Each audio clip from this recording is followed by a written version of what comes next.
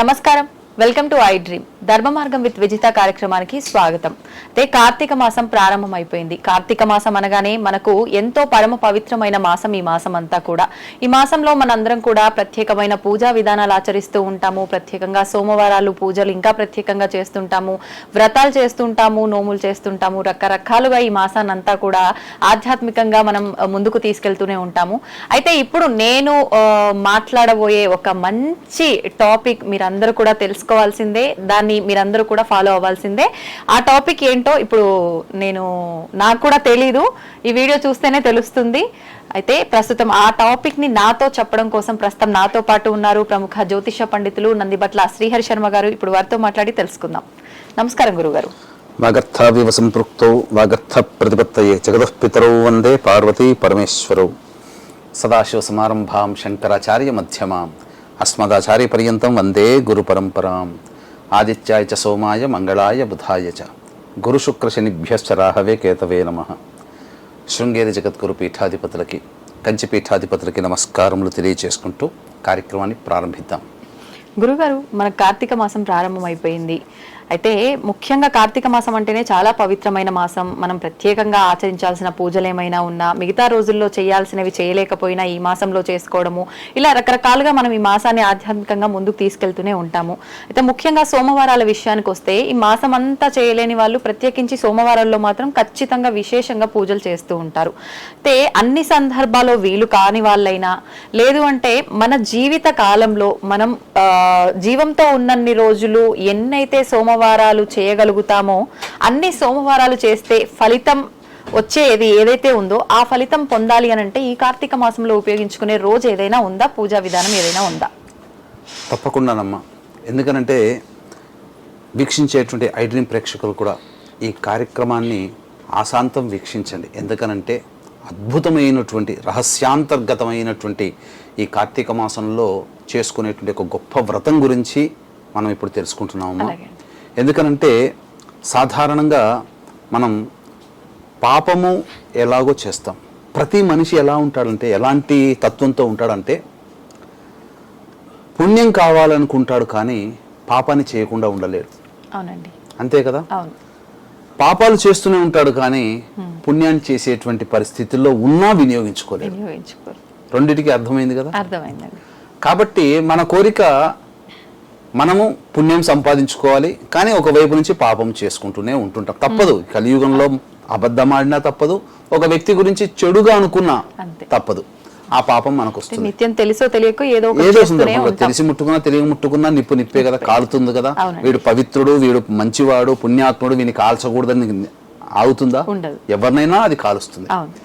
అలాగే ఈ యొక్క కార్తీక మాసంలో అందరూ ఎంతో గొప్పగా ఈశ్వరుని ఆరాధన చేస్తారు.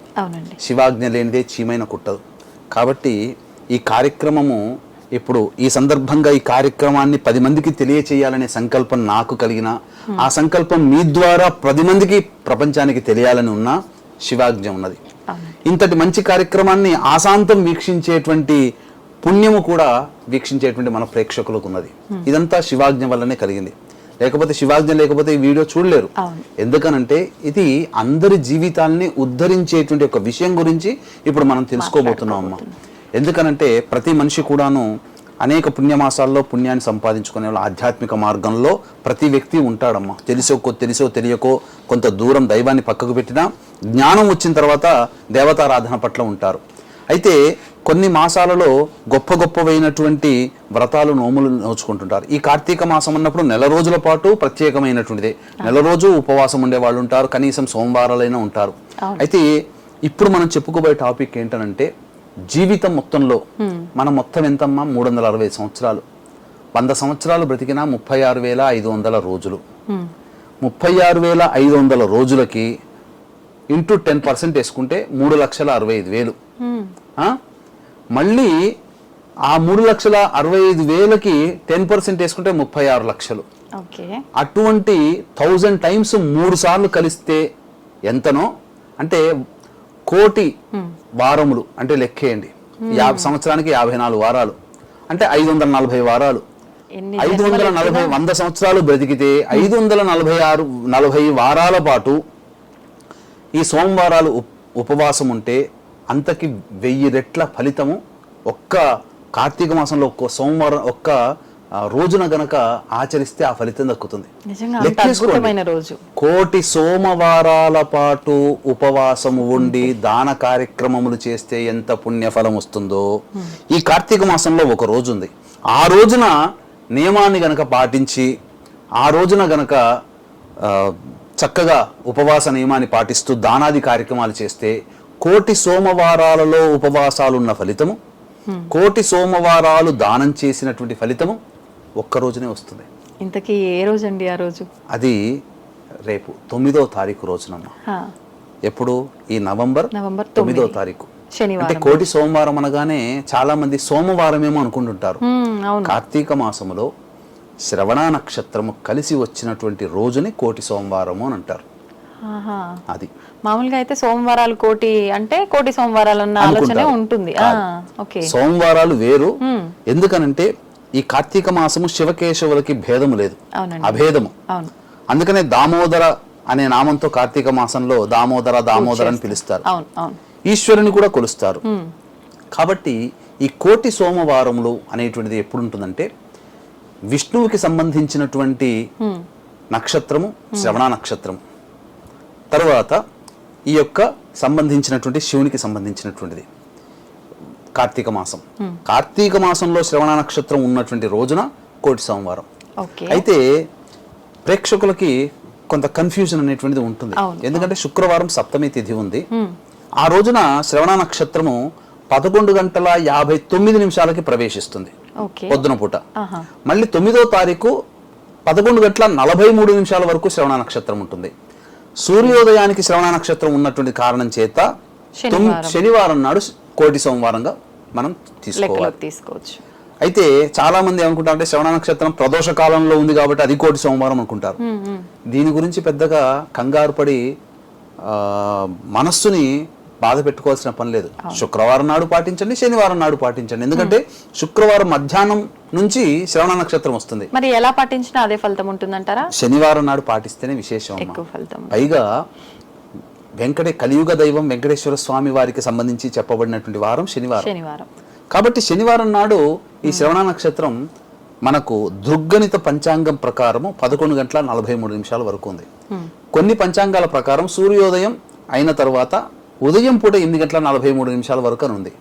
అది పాదగణిత ప్రకారం దృగ్గణితమే కరెక్ట్. కాబట్టి శనివారం రోజున ఉదయం 11:43 వరకు ఈ యొక్క సంబంధించినటువంటి శ్రవణ నక్షత్రం ఉంది. పైగా అష్టమి తిథి ఉంది. పైగా ఆ రోజున ఇంకొక గొప్ప విశేషం ఏంటంటే మనము అనేక విధాలుగా చేస్తే ఈ తిరుపతి దేవస్థానంలో పుష్పయాగము సంవత్సరానికి ఒక్కసారి చేస్తారు.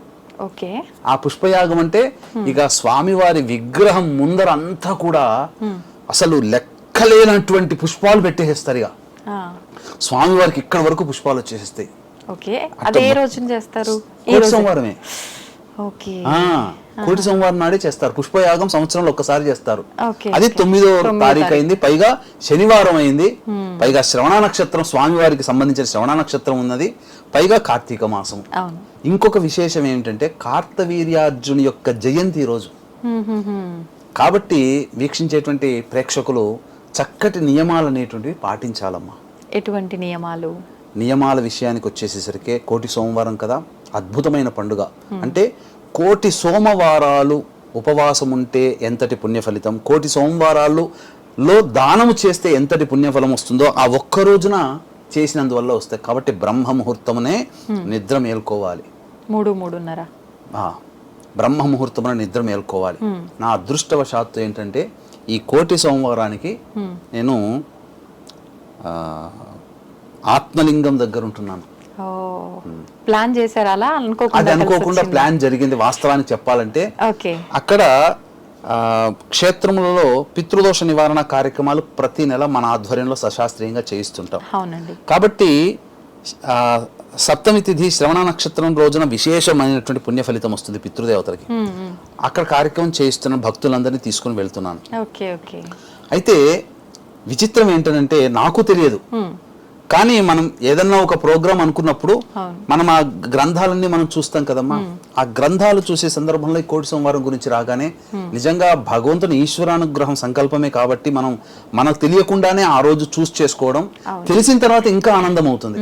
ఆ విషయాన్ని సద్వినియోగపరుచుకుంటాం. కాబట్టి మీరు కూడా ఈ యొక్క సంబంధించినటువంటి ఈ కోటి సోమవార నియమాన్ని వీక్షించేటువంటి ప్రేక్షకులు కూడా పాటించండి. దీనికి ఎలాంటి నియమాలు పాటించాలి, ఏ విధంగా పూజ కార్యక్రమాలు చేసుకోవాలి, ఎలాంటి దానములు చేయాలనే విషయాల్ని చాలా క్లుప్తంగా మనం తెలియజేసుకుందాం. వీక్షించేటువంటి ప్రేక్షకులకి గమనిక, ఈ కార్తీక పౌర్ణమి సందర్భంగా త్రిపురాసురులను సంహరించినటువంటి క్షేత్రము.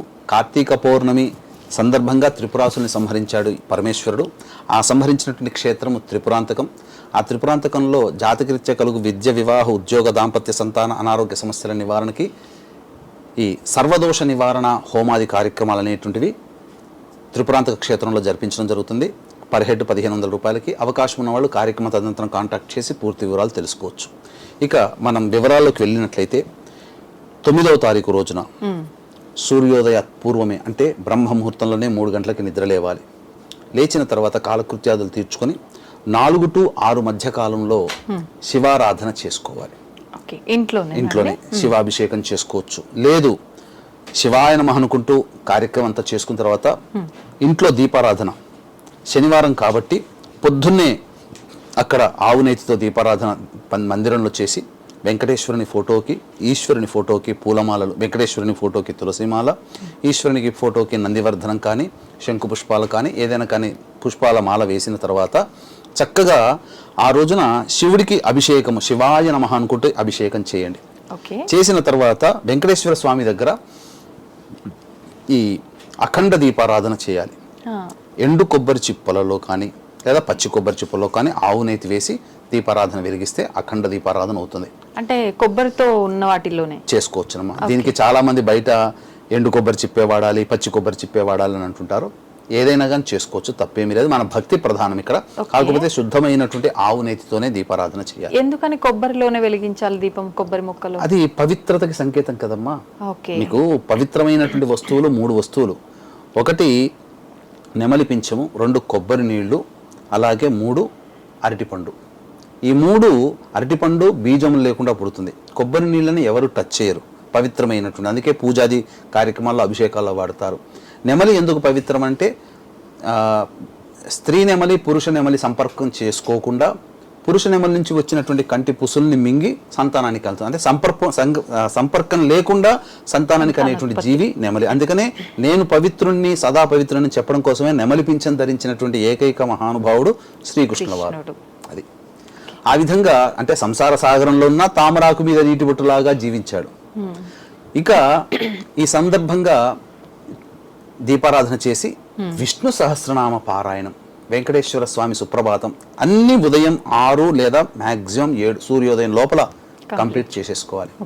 చేసుకున్న తర్వాత వెంకటేశ్వర స్వామి దేవాలయానికి 9వ తారీఖు రోజున ఉదయాన్ని వెళ్ళి స్వామి వారికి పుష్పాలు, ఎందుకంటే ఆ రోజు పుష్పయాగం జరుగుతుంది కాబట్టి అంత దూరం అక్కడికి వెళ్ళలేని వాళ్ళు ఆ రోజున దగ్గరలో ఉన్నటువంటి ఏ విష్ణు దేవాలయానికైనా చేరుకొని పుష్పాలు సమర్పించాలి. శక్తి కొలది పుష్పాలు స్వామివారికి ఇచ్చేయాలి. అది ఎంత శక్తి అనేది వారి యొక్క స్థితిని బట్టి ఉంటుంది. చేసిన తర్వాత ఆ రోజంతా కూడాను ఉపవాస నియమాన్ని పాటించాలి. ఆ రోజంతా ఉపవాస నియమాన్ని పాటించి మళ్ళీ సంధ్యా సమయంలో సూర్యుడు అస్తమిస్తున్నటువంటి సమయంలో మళ్ళీ స్నానం ఆచరించి చక్కగా తులసి చెట్టు దగ్గర ముగ్గు వేసి దీపారాధన చేసి ఆ తులసి చెట్టు దగ్గర ఉసిరిక వృక్షము, తులసి వృక్షము 2 ఉన్న దగ్గర దీపారాధన చేయాలి.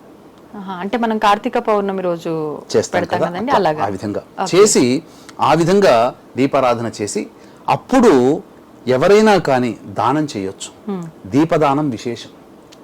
ఆ కోటి సోమవారం నాడు చేయండి. అసలు ఆ రోజున ఏమి చేసినా 1,000,000 సార్లు పుణ్యఫలం. పాపం చేస్తే 1,000,000 పాపాలు చేసినంత ఫలితం, పుణ్యం చేసినా 1,000,000 పుణ్యాలు. రూపాయి దానం చేయండి, 1,000,000 రూపాయలు దానం చేసిన ఫలితం. ఇప్పుడు ఆ దీపదానం ఇచ్చే విధానం కూడా ఒక్కొక్కరు ఒక రకంగా చెప్తుంటారు కదా, అసలు ఎలా ఇవ్వాలంటారు? కొంతమంది ఉసిరికాయ పైన వెలిగించి ఇవ్వమంటారు, కొంతమంది నెయ్యి దీపం ప్రమిదలో పెట్టి, అదే బియ్య పిండి దాంట్లో పెట్టి, ఇలా రకరకాలుగా చెప్తుంటారు. వాటితో పాటు స్వయం పాకం ఇవ్వాలని చెప్తుంటారు. అసలు దీపదానం అనేటువంటిది మనం చేసుకుంటే ధనవంతుడి దగ్గర నుంచి బీదవాడి వరకు కూడా దానం చేసుకోమన్న శాస్త్రం. రాజున్నాడు, ఇత్తడి దీపాలు ఆయన స్థితి కాదు కదా, బంగారు దీపాలు ఇచ్చుకోవచ్చు. ఇప్పుడు అంబానీ ఉన్నాడు, వాళ్ళు టాటా వాళ్ళు ఉన్నారు, తెలియకుండానే ఎన్నో దేవాలయాలకి బంగారు తాపడాలు చేయించారు. కాబట్టి వాళ్ళ శక్తి అది. గొప్ప ధనవంతుడు చేయవచ్చు. బంగారు దీపాలు, వెండి దీపాలు, మామూలు స్థితి ఉన్నవాళ్ళు ఇత్తడి దీపాలు, రాగి దీపాలు, ఇవన్నీ శ్రేష్టమే. ఏమీ లేవు, మట్టి ప్రమిదలో పెట్టి భక్తితో చేయండి అమ్మా. ఎందుకు ఉండదు?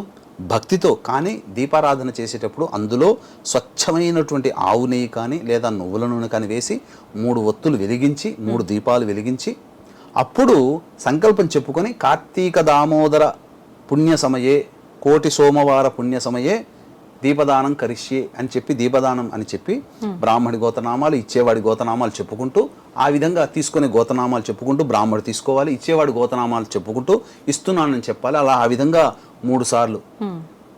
ఇప్పుడు 3 దీపాలు అన్నారు కదండి, నాకు అర్థం కాలేదు. అంటే ఒక్కొక్క ఒత్తి సపరేట్ గా వేసి 3 వెలిగించాలా? 3 కలిపి ఒకటి వెలిగించి అలా 2. ఒక దీపం మాత్రం పెట్టకూడదు. ఒక్క ఒత్తి కాదు, 3 ఒత్తులు కలిపి ఒక దీపం వెలిగించాలి. అట్లా ఆ విధంగా 2 పెట్టాలి. లేదు ఒక ఒత్తితోనైనా కానీ 3 పెట్టొచ్చు. సాధ్యం త్రివర్తి సంయుక్తం. అది ఆ విధంగా పెట్టి తీసుకునే వాళ్ళు తూర్పు ముఖం, ఇచ్చేవాడు దక్షిణ ముఖంగా పశ్చిమ ముఖంగా ఉండి ఇవ్వాలి. ఆ విధంగా చేసుకున్నట్లయితే ఆ పుణ్య సమయం ఉంటుంది. లేదు మనకు ప్రదోషకాల సమయంలో శ్రవణ నక్షత్రం లేదు కదండి అని ఆలోచించే వాళ్ళు కూడా ఉంటారు కదా, శుక్రవారం నాడు చేయండి. ఈ దీపదాన కార్యక్రమం ఒకటి ముందు రోజు చేసుకోవచ్చు. శుక్రవారం నాడు ప్రదోష కాలంలో శివారాధన చేయండి, తప్పేముంది. శనివారం నాడైనా చేయండి. మార్నింగ్ టైంలో కూడా ఇవ్వచ్చమ్మా, తప్పేమీ లేదు. కానీ సంధ్యా సమయంలో తులసి చెట్టు దగ్గర దీపారాధన చేస్తే అప్పుడు విష్ణు ప్రీతి కోసమై చేసిన దీపారాధన ఫలితం దక్కుతుంది. శివాలయంలో చేసిన శివ ప్రీతి కోసం 2 సార్లు చేయండి దీపదానాలు, తప్పే ఉందమ్మా. మనము భగవంతుడు మనకు శక్తినిచ్చాడు కదా, శక్తిని ఇవ్వకపోతే అనుకోవాలి. శక్తినిచ్చినప్పుడు చక్కగా చేసుకోవడమే చాలా మంచిది. శక్తి లేని వాళ్ళు అయ్యో చేసుకోలేకపోయినా బాధపడితే ఆ దీపదానం ఇచ్చే సందర్భాన్ని చూసినా ఆ పుణ్య ఫలితం వాళ్ళకి వస్తుంది. వచ్చే సంవత్సరానికి ఆ దీపదానం చేసే శక్తి కలుగుతుంది. నిజంగా దీపదానం చేస్తే ఎటువంటి ఫలితం కలుగుతుంది అంటారు? దేవుడి అనుగ్రహమేనా, ఇంకేదైనా ఉంటుందా? ముఖ్యంగా దీపం దేనికి సంకేతం అమ్మా? పితృదేవతలు చాలా సంతోషిస్తారు. దీపం ఏ ఇంట్లో దీపారాధన చెయ్యకపోతే అది శ్మశానంతో సమానం, దేవాలయంతో సమానం. కాబట్టి దీపదానం చేసిన తరువాత అది పితృదేవతలకి చాలా సంతోషము, లక్ష్మీదేవికి చాలా ఇష్టం దీపం అంటే. కాబట్టి దీపదానం చేయడం వల్ల ఏమవుతుంది, ఇప్పుడు మనము లక్ష్మిని మనం ఇచ్చేటప్పుడు నారాయణ స్వరూపంగా, ఇంటి ఆడపిల్లని నారాయణ స్వరూపంగా అల్లునికి ఇస్తాం కదా, ప్రేమతో ఇస్తాం కదా, దానం చేస్తున్నాం కదా. అలాగే దీపదానం చేసినప్పుడు లక్ష్మిని మనం దానం చేస్తున్నట్టుగా భావన. అంతే, అక్కడంతే లక్ష్మీ స్వరూపమే దీపం. కాబట్టి అక్కడ ఎవరికి ఇస్తున్నాము? నారాయణుడ స్వరూపంగా భావించిస్తున్నాం, విష్ణువుకి ఇస్తున్నాం అంతే తప్ప మన ఇంటి లక్ష్మిని ఇవ్వట్లేదు. అక్కడ ఆ భావన పెట్టుకోడు. దేవతా సంబంధంగా భావంతో ఉండి దైవానికే ఇస్తున్నామని చెబితే ఆ భావన చేసుకుంటూ ఆ విధంగా చేస్తే అనంతమైన పుణ్య ఫలితం అమ్మా, అందులో సందేహం లేదు. పైగా దీపదానం చేయడం వల్ల చాలా మటుకు ఈ యొక్క నేత్రముల యొక్క సమస్యలు తొలగిపోతాయి. దీపదానం చేయడం అనగా మనకు పాపపుణ్యాలు లెక్క వేసేటప్పుడు ఏ పుణ్యం చేశామా, ఏం చేశామా అనేది కూడా ప్రతిదీ కూడా క్యాల్కులేషన్ అనేటువంటిది ఉంటుంది. ఇప్పుడు మనము గమనించుకున్నట్లయితే నువ్వు ఎన్ని తప్పులు చేశావు అనేటువంటిది మనము ఒక సంస్థలో పనిచేస్తున్నప్పుడు దానికి శాలరీ పెంచే విధంగానైనా కానీ లేదా ఎక్స్క్యూజ్ చేసే విధానంలో కానీ నీ మంచిది నీ చెడుందని చూసుకుంటారు కదా, ప్రతిదీ బేరేజ్ వేసుకొని దానికి తగ్గట్టుగా కొన్ని ఎక్స్క్యూజ్ చేస్తూ ఉంటుంటారు. అలాగే మనము పుణ్యం సంపాదించుకునేటప్పుడు రిటర్న్గా మనం ఏమి ఆశించకుండా చేసుకుంటే భగవంతుడే అన్ని చూసుకుంటాడు. అన్ని మతాలలో కూడా ఇదే సారాంశం. కాబట్టి తప్పకుండా వీక్షించేటువంటి ప్రేక్షకులు ఇట్లాంటి అద్భుతమైనటువంటి కోటి సోమవారాన్ని ఎవ్వరూ కూడా విడిచిపెట్టకండి, తప్పకుండా చేసుకోండి. తద్వారా మీకు అనంతమైనటువంటి పుణ్య ఫలితం దక్కుతుంది అని చెప్పడంలో ఏమాత్రం సందేహం లేదు. అవకాశం ఉంటే ఈ కార్తీక పౌర్ణమి రోజున త్రిపురాంతక క్షేత్రంలో సర్వదోష నివారణ హోమాలు జరిపే దాంట్లో మీ గోతనామాదులు నమోదు చేసుకోవచ్చు. గురుగారు, కార్తీక మాసంలో వచ్చే ఏకాదశి, ద్వాదశి కూడా చాలా విశేషమైన రోజులుగా చెప్పబడుతున్నాయి. అయితే ముఖ్యంగా ఆ రోజున మనం ఎటువంటి విధి విధానాలు ఆచరించాలి? ఏకాదశి రోజుని ఏ రకంగా ఉపయోగించుకోవచ్చు? ద్వాదశి రోజు మనం మామూలుగా కూడా అంటే తులసి కళ్యాణం ఆ రోజున చేస్తామని అంటారు, కానీ ప్రతి ఒక్కరు కూడా ఈ మధ్య కాలంలో పౌర్ణమి రోజున చేస్తున్నారు. నిజంగా ఆ రోజే చేయాలా? ఆ రోజు చేస్తేనే ఆ ఫలితం ఉంటుందా? ఇంకొకటి, మీరు ఇంతకుముందు ఒకసారి మనం కార్తీక మాసం టాపిక్ మాట్లాడుకున్నప్పుడు ఒక విషయం అన్నారు నాతో. ఈసారి కార్తీక మాసంలో వచ్చే ఏకాదశి, ద్వాదశుల్లో మంచి అంటే చాలా కొన్ని సంవత్సరాల క్రితం వచ్చిన ఏదైతే విశేషమైన రోజు ఉందో ఆ రోజు మళ్ళీ తర్వాత చాలా కాలంకి ఈ కార్తీక మాసంలో వస్తుంది అని చెప్పి, మరి అంత పవిత్రమైన రోజు, అంతటి విశేషమైన కొన్ని సంవత్సరాల తర్వాత వచ్చిన రోజు అని అంటే ఖచ్చితంగా మనం ఆ రోజు చేసే కార్యక్రమం వలన అంతే ఫలితం ఉండే అవకాశం కూడా ఉంటుంది కదా?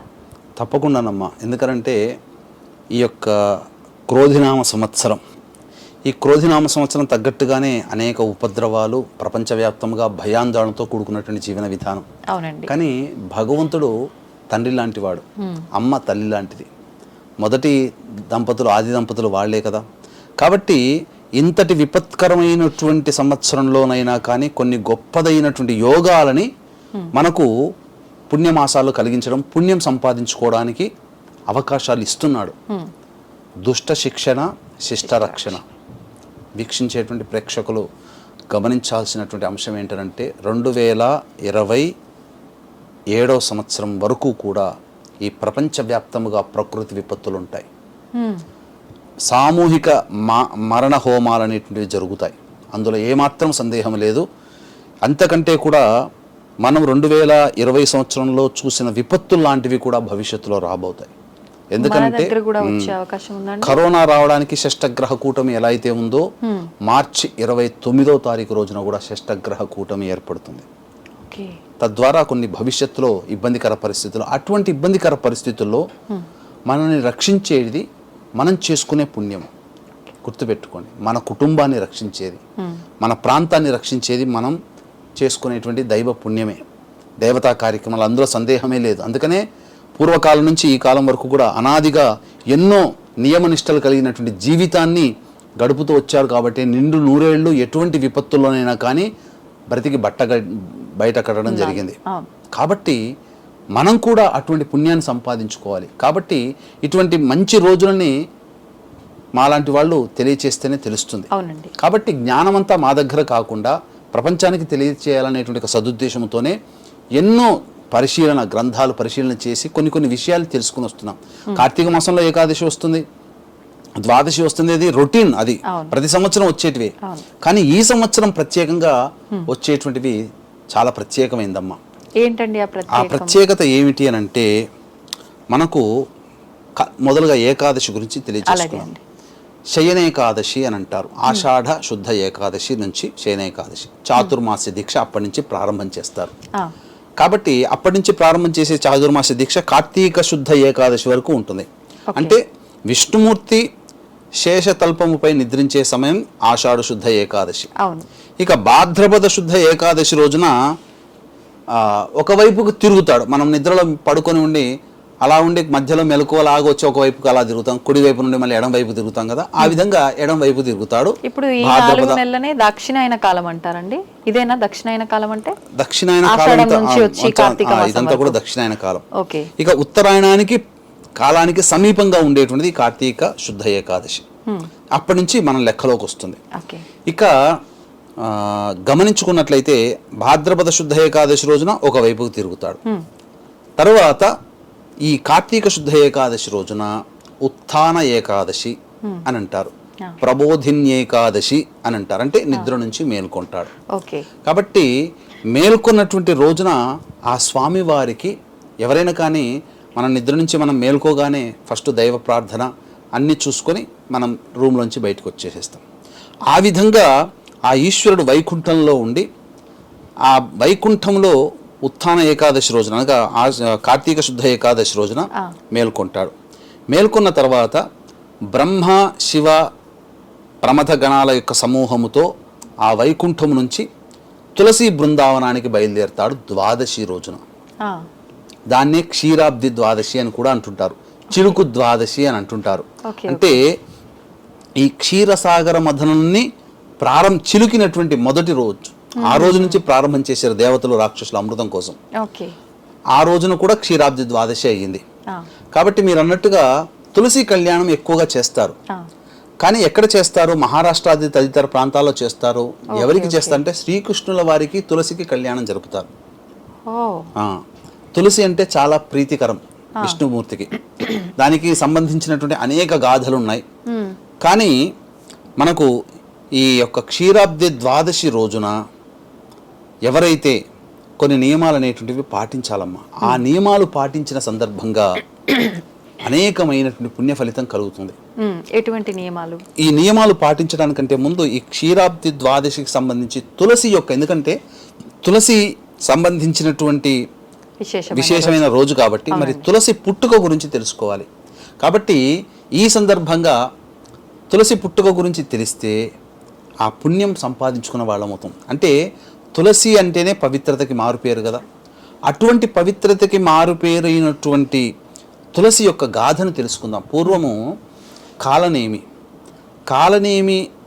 యొక్క కుమార్తెను జలంధరుడు అనేటువంటి రాక్షసుడికి ఇచ్చి వివాహం చేస్తాడు.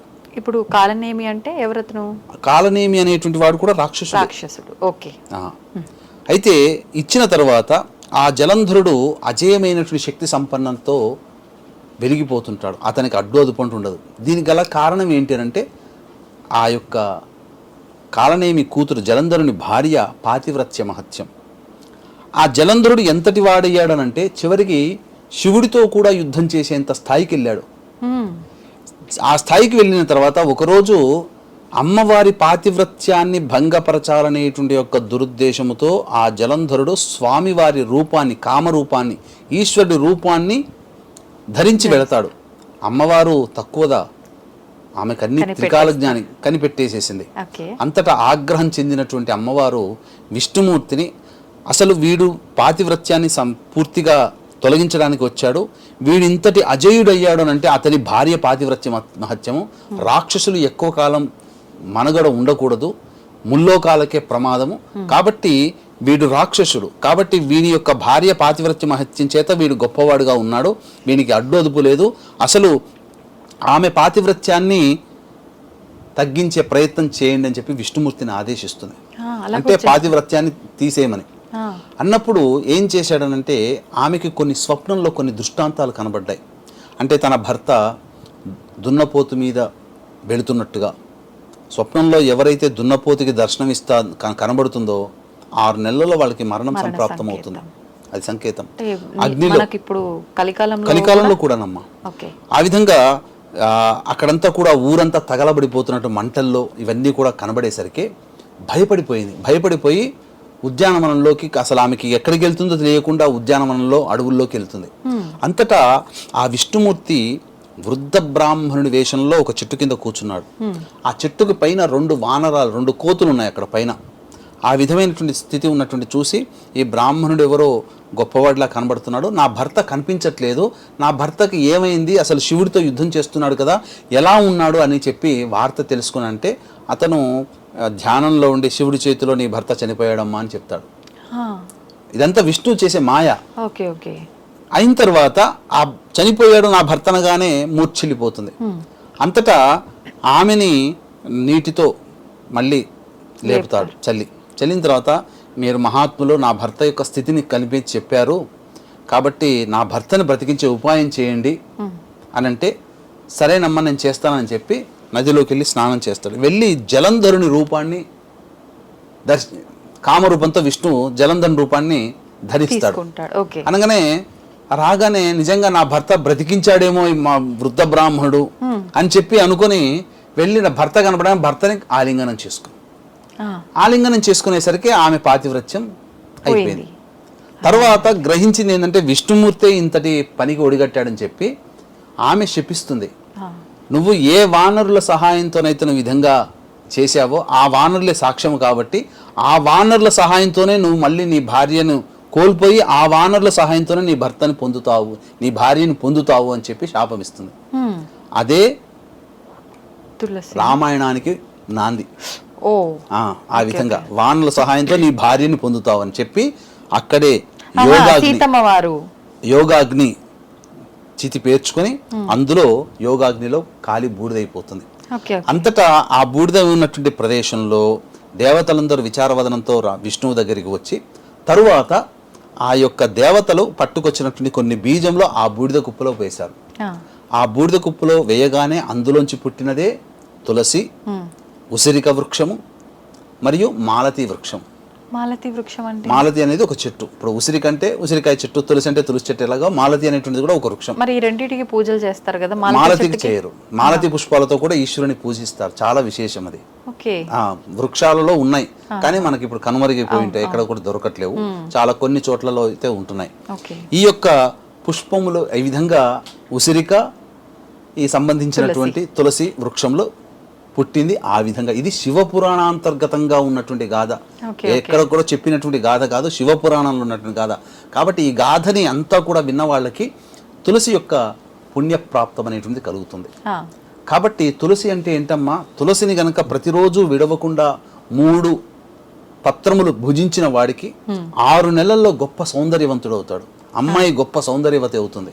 ఇప్పుడు పూజ చేసే చెట్టు తీయకూడదు అంటారు కదా, అవి తీసుకొని తినొచ్చా అండి? తీసుకోవచ్చమ్మా, తప్పులేదు. కాకపోతే కొన్ని నియమాలు ఉన్నాయి. ఆదివారాలు, అలాగే మైలతో ఉన్నప్పుడు, ఏకాదశి, ద్వాదశి తిథుల్లో, అమావాస్య తిథుల్లో, పౌర్ణమి తిథుల్లో కొయ్యకూడదు.